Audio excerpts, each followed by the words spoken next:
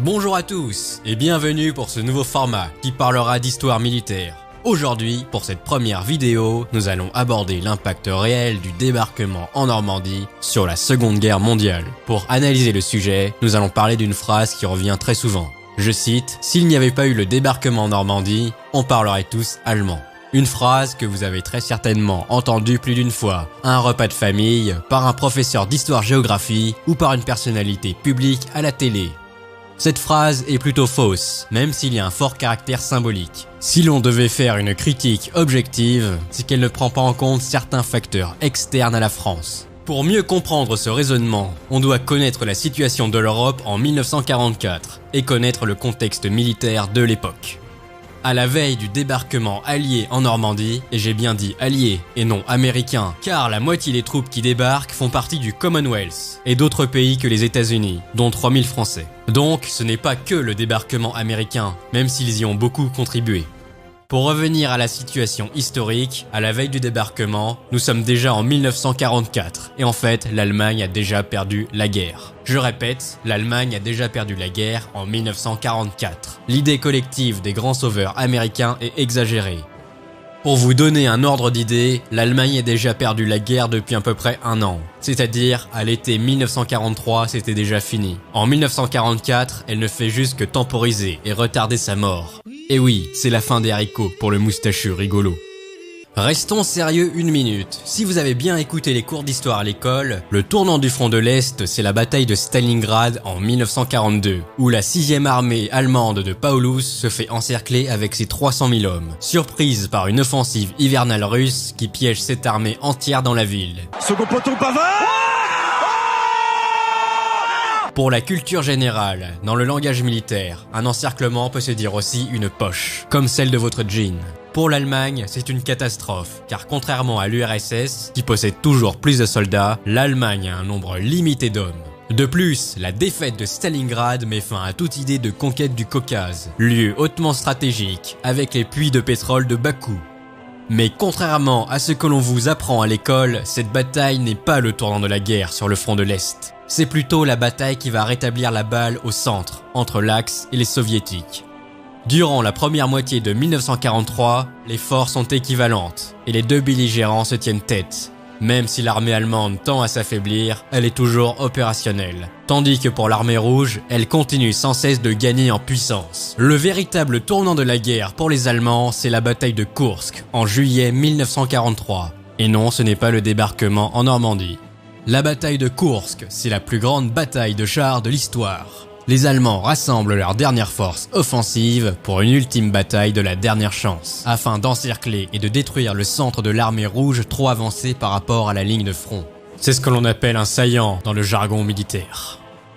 Pour les Allemands, cette vaste opération va être une lourde défaite, car les Soviétiques avaient anticipé cette attaque et avaient préparé un énorme réseau défensif en profondeur pour éviter l'encerclement et la poche. Cette bataille est un gigantesque chaos. Les deux camps vont subir de lourdes pertes. Mais les Allemands n'arriveront pas à encercler le saillant de Koursk.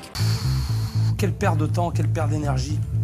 Cette offensive d'été allemande sera la dernière tentative de reprise d'initiative sur le front de l'Est. C'est le reflux inéluctable de l'Axe face à un rouleau compresseur russe toujours plus puissant.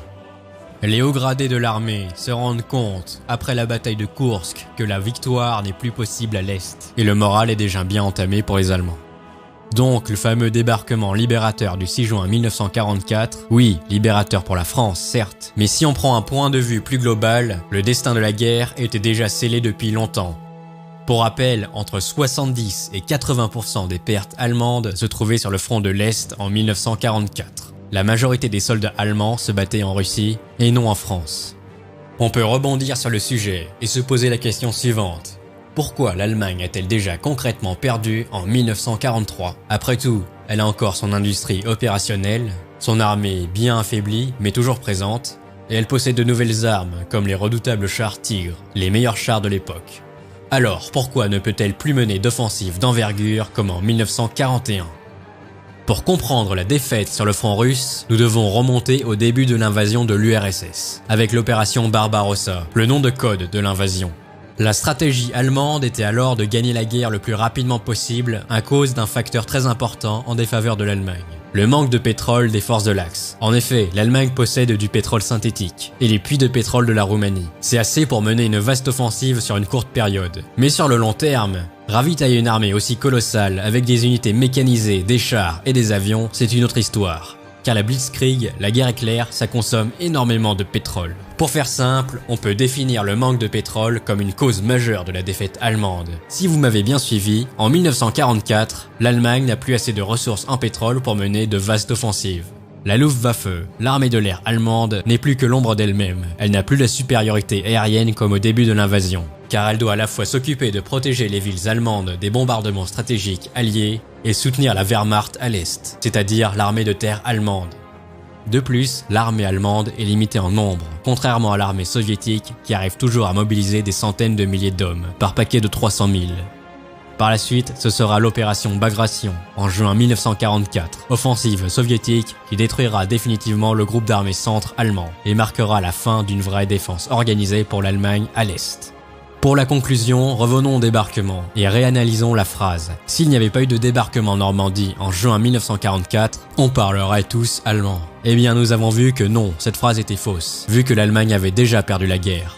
On aurait plutôt parlé russe en LV2, sous une petite dictature communiste, au pire, mais on ne parlerait pas allemand.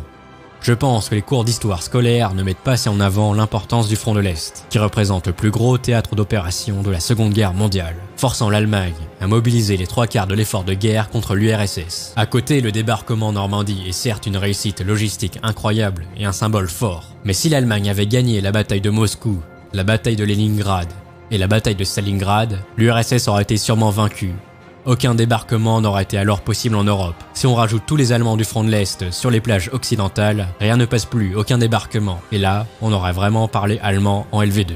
Ce que je veux vous apprendre avec cette vidéo, c'est que l'on peut aborder un sujet de différentes manières, selon la situation et le point de vue. Cela change toute la compréhension d'un événement. Et c'est ça de nos jours le problème des gens, penser avoir raison sur tous les sujets et ne garder que leur point de vue unique. Alors, essayez de changer de point de vue pour avoir un esprit plus critique. Enfin bref, j'espère que cette vidéo vous a plu et on se dit à la prochaine. Bye.